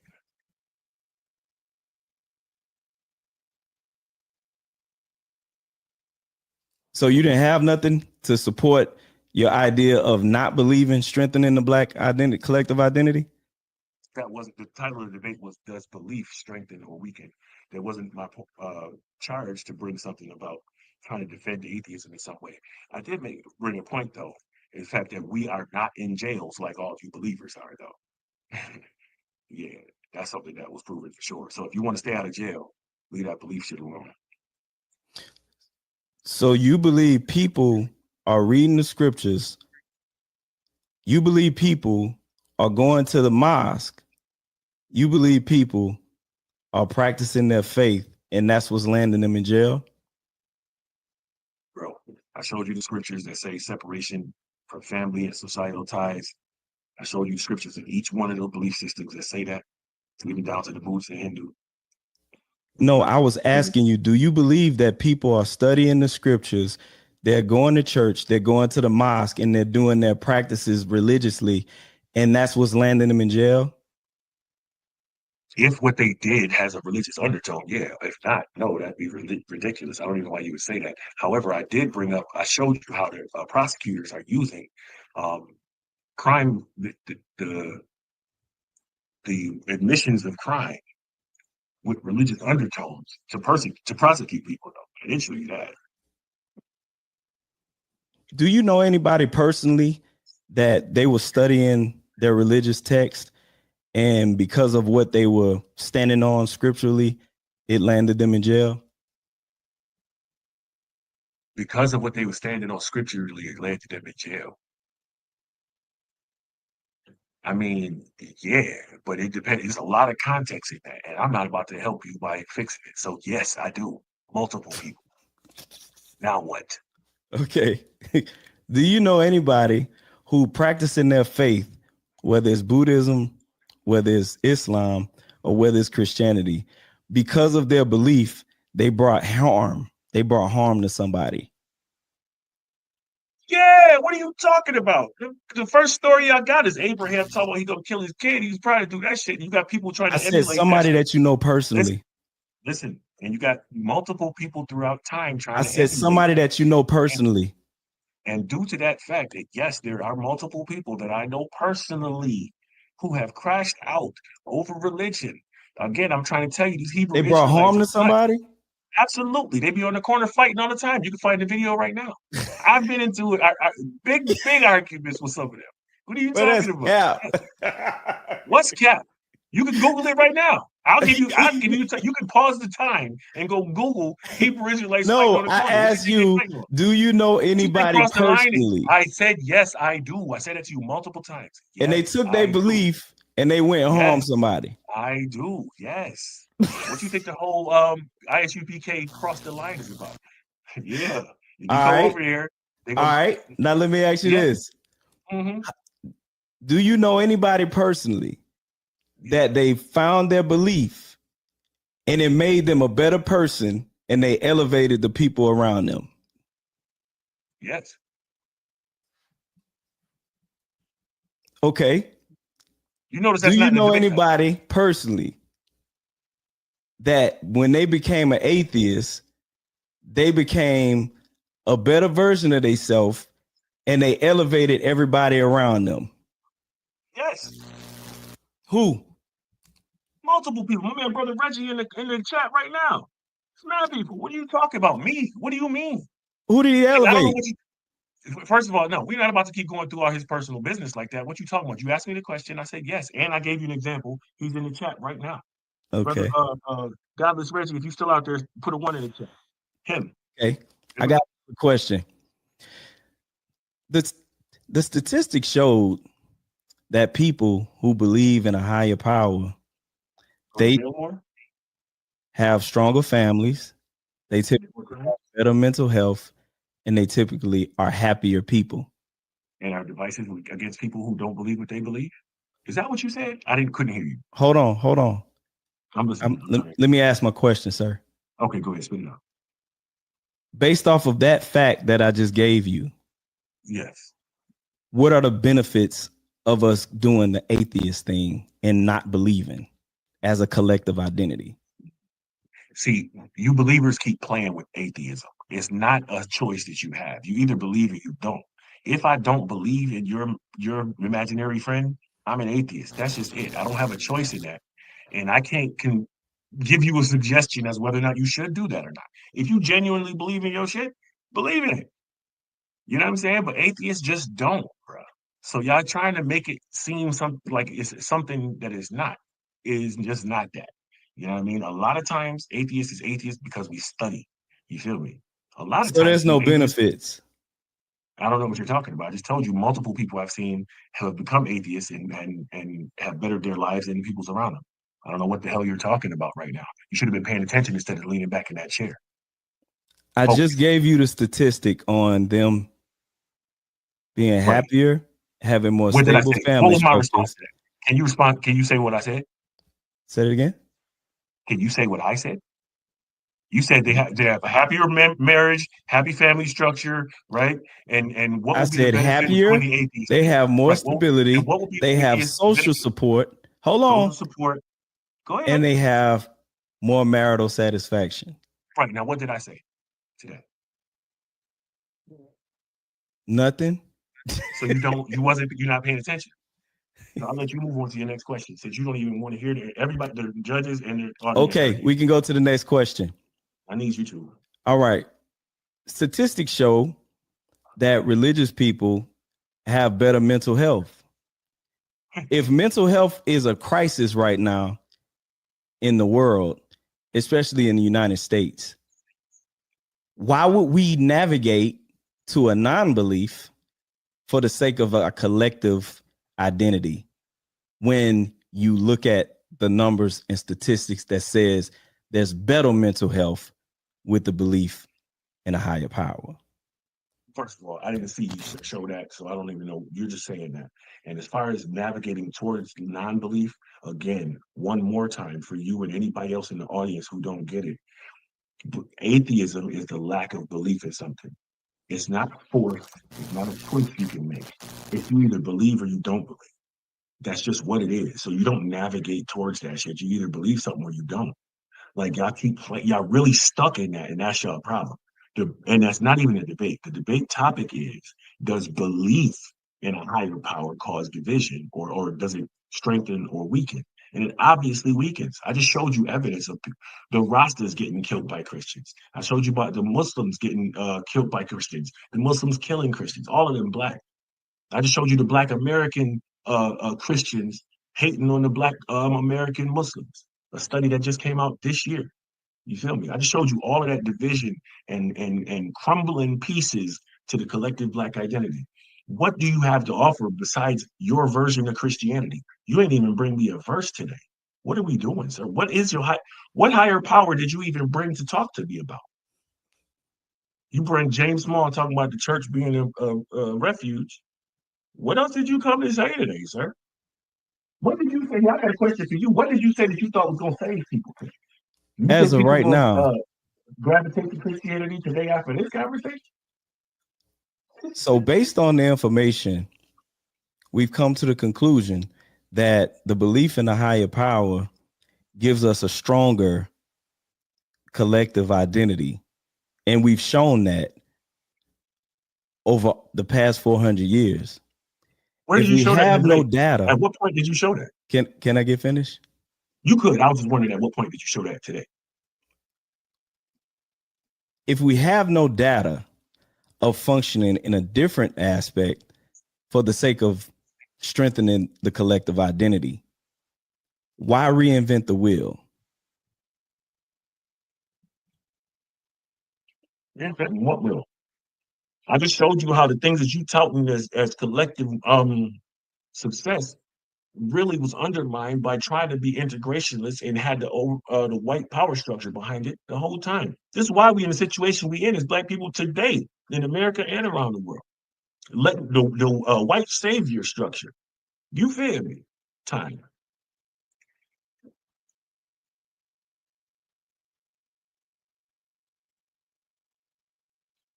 Oh my Lord, Lord, Lord, Lord.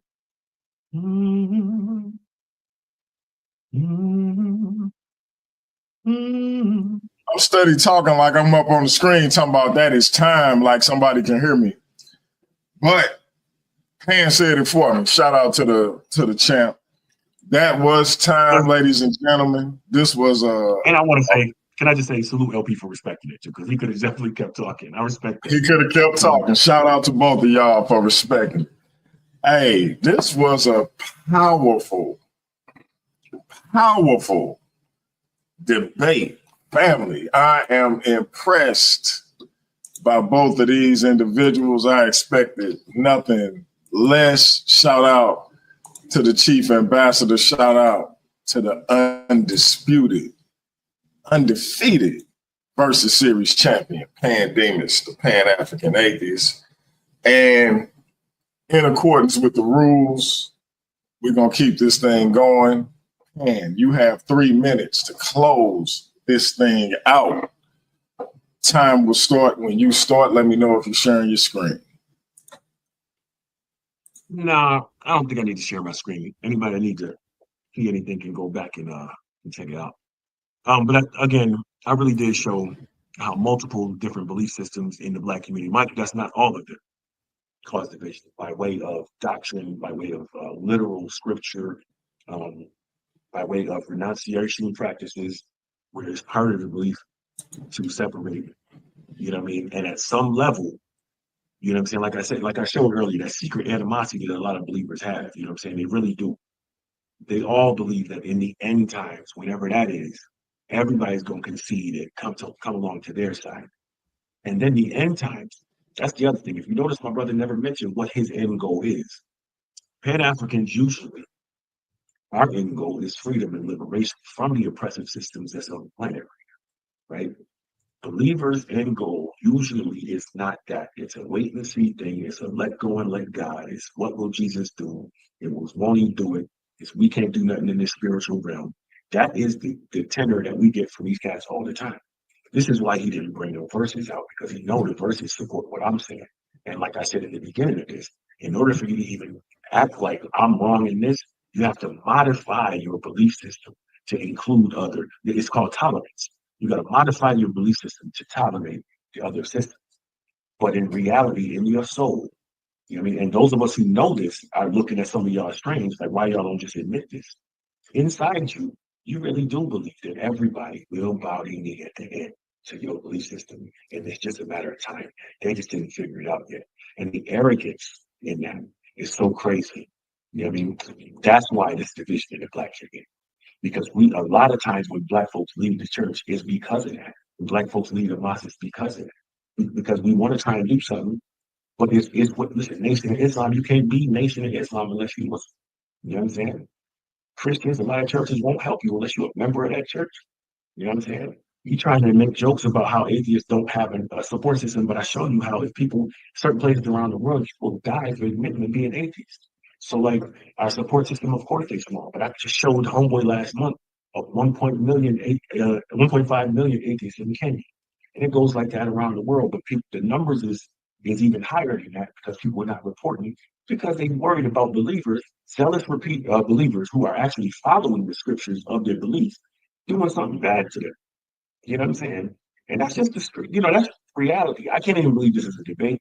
I genuinely can't believe there's people in the comments acting like this was something other than the easiest work I've ever done in my life. I mean, once I showed how Black people was killing Black people based on the belief structure, you know what I'm saying, throughout Rastafari, Islam, Christianity. I mean, I don't understand what else we got, right? That is time. That is time. Let me reset. LP, it is on you. You got 3 minutes to close this thing out. Time will start when you start. Well, I just want to close out with dealing with the fact that our belief in a higher power provides something that the human being cannot function without. It provides hope, a sense of hope. One of the reasons why we have been able to continue on is because of the issue of hope. And hope is a choice to make things better. You know what I'm saying? And with us having the negative experiences that we've had hope that things was going to be better. And as a result, you had individuals who made the decisions that they made and did the things that they did. And that's the reason why we're able to still be standing as a people to this day. Being hopeful means choosing to act for better days ahead. We believe that there's better days ahead, and we're going to stand on that. And we believe that because hope is a cornerstone of resilience. Hope is associated with positive outcomes such as post-traumatic growth. See, for those of us that have been through some things and we've been able to overcome based on our faith, we have experienced post-traumatic growth. Many people who wasn't able to get through what they went through, They just having to settle with the other aspect of trauma. And this is a reason why a lot of our brothers who experience a sense of religious trauma, they're struggling. And I pray for y'all. I hate that you experience what you experienced. I had my fair share of religious trauma, but because of my faith, I was able to experience post-traumatic growth. And so I just want to encourage everybody to understand that the scripture tells us, for I know the plans that I have for you, declares the Lord, plans to prosper you and not to harm you, to give you hope and the future. And once you understand the hope and the future that God has for you, that's whenever you'll be able to move forward and your steps will be ordered. The scripture tells us that the steps of a good man are ordered by the Lord, and he delights in his way. Though he fall, he will not be utterly cast down, for the Lord will uphold him with his hands. And see, once your steps are ordered, then that's whenever you're able to get your path directed, because the scripture tells us, in all your ways acknowledge him and he shall direct your path. And finally, I just want to say this: you'll talk different. You'll have a different mentality, and your mentality will change the way you talk. The scripture says the mouth of the righteous speaks wisdom, and his tongue talks of justice. The law of God is in his heart, and none of his steps shall slide. That's in Psalms 37, 30 through 31. Ooh, wee. 18 seconds to go. Oh, all right. I got 18 seconds left.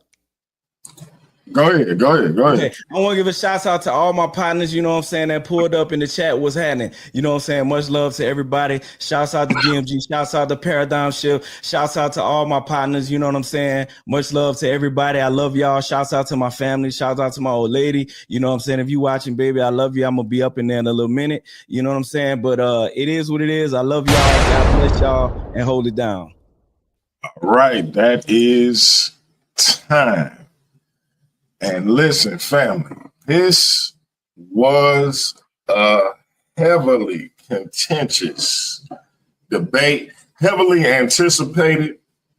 One day I heard these brothers arguing in the back chat, and it was getting crazy. And Pan hadn't been that long off of his win against James Cassell, making him, I believe, 4 or 5-0 in versus series competition. And I was like, yo, man, LP is in the top 5. Let's go, man. He was like, let's go. So this has been years in the making. I think before I knew either of these brothers, they was banging back and forth. So very hotly contested and very much anticipated contest. And so what we're going to do, fam, we are going to set up an after show. Ratchet Craig all in the chat talking about who's going to set it up, like he couldn't set it up. But we're going to set up an aftermath show. Come in, tell us who you think took this thing. We're going to deal with it. If both of you have time, jump on, give y'all comments on how y'all think it went. Give us about 10 minutes. I'll send y'all the link. If you can't jump on, I understand. Hey, LP just said he told his wife he'd be up there in a minute. Don't nobody understand that better than me. LP, I know you're in a similar situation. So if neither of y'all can join, that is cool with me, because I'm all for spending time with the wifey over being on the internet. Trust and believe that, like you believe in Jesus and like you don't believe in Jesus. That being said, family, 10 minutes aftermath show. Y'all let us know what y'all thought about it. If y'all can join, I will send y'all the link. But if you are under no obligation, hit my inbox with y'all cash out. And I tell you that every time, even though I should know yours, but hit me with it anyway. LP, hit me with yours. I will get y'all paid. This is a professional debate league. Our debaters do have a fee that they earn each time they debate. And depending on whether or not they are a reigning defending world champion, depends on what that earning fee is. That being said, both of y'all, please hit me with y'all cash out. We will get y'all paid before 9 a.m. tomorrow. Pan is an eyewitness to me making sure I get that done on time. And if I can't, I will let y'all know ahead of time. Family, give me 10 minutes. We're going to get that Aftermath show set up. I'll share it to all the usual back chat groups. Y'all come on in and tell us what y'all thought about this thing. The results will be here by Tuesday. So there will be another Aftermath show with the results, letting you know if Pan is now 6-0 in versus series competition, or if we have a new champion. Either way, we will get the results on Tuesday. We will let y'all know what is what. We have to confer with the esteemed versus series judges. That being said, LP, appreciate you coming into this versus series thing, my brother. Demus, you already know what it is.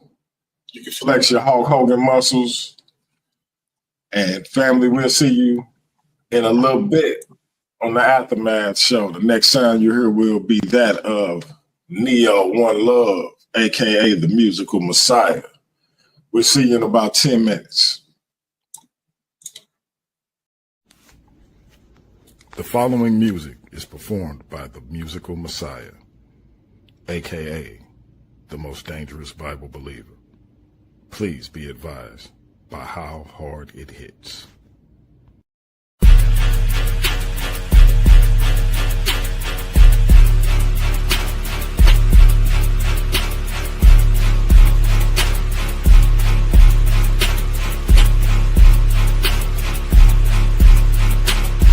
You don't wanna have to do it. If you do it, you gon' have to prove it. You gon' lose it. Nigga, living life in my paradigm. Shifting time from one state of mind. Something like the true is yes, sir, I can prove it. Go ahead, bring the hallelujah to you. Back up on the beat, back up on the sweet. Pack up all who speak bad on O&E. You don't wanna have to do it. If you do it, you gon' have to prove it. You gon' lose it. Nigga, living life in my paradigm. Shifting time from one state of mind. Something like the true is yes, sir, I can prove it. Go ahead, bring the hallelujah to you. Back up on the beat, back up on the sweet. Pack up all who speak bad on O&E. You might know that Neo love, but Neo love O&E above. Switching lanes in the turning lane. Old school, no roof above. Carpool, no room for her. Bitch, you cartoons, we gets it up. We check the sources, you listen to voices. You are not living like us. You say you creeping in houses and all of the monsters is living in fearing of us. Pussy, we are not monsters and we are not pouncing and we are not giving a fuck. We up the score on you niggas. We done outgrowed out you niggas. Nigga, yeah, with DM the G, Craig and the Craig and nobody. They saying you the Nas, but he be trash. Bring me the bag. Why the fuck would you brag with? No, you ain't living that bad. You are not rad. I take your choices and put them inside of a bag. Smoke them like hash. Then dump out the ash and now the pussy on the crash.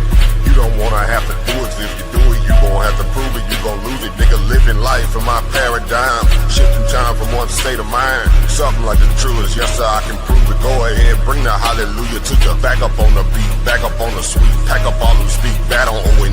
You don't wanna have to do it. If you do it, you gon' have to prove it. You gon' lose it. Nigga, living life in my paradigm. Shifting time from one state of mind. Something like the true is yes, sir, I can prove it. Go ahead, bring the hallelujah to you. Back up on the beat, back up on the sweet. Pack up all who speak bad on O&E.